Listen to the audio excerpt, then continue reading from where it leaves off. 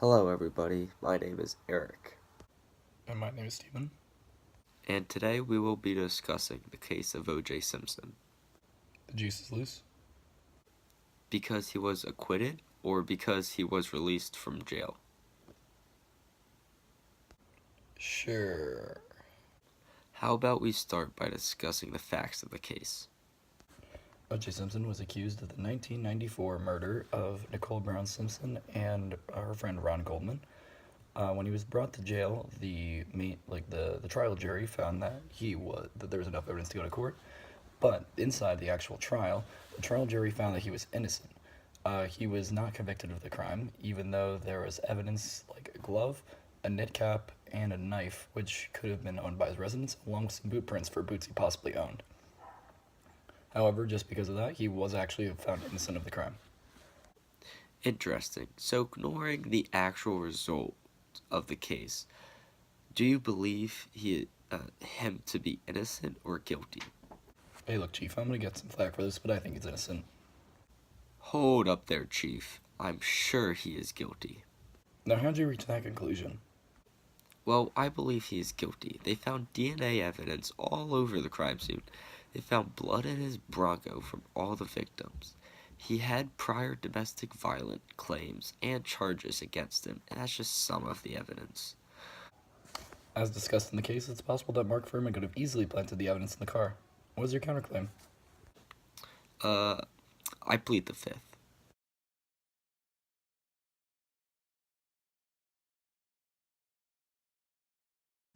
Ha.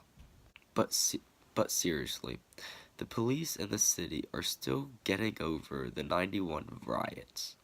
So why would he plant that stuff? By that logic, racism should have gone away after the abolition of slavery.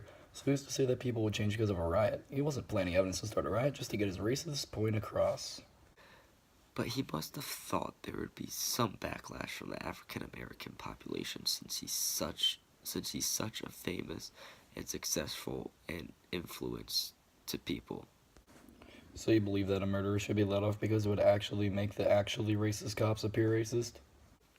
No, I'm saying that you claim he planted the evidence to show who still has power, which is messed up and would incite a backlash, which just makes no sense because the lack of control the cops know they have over the African American community, which they experienced during the riots.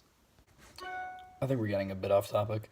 How about the fact that the defense say that anybody can see OJ in a black knit cap from 2 blocks away?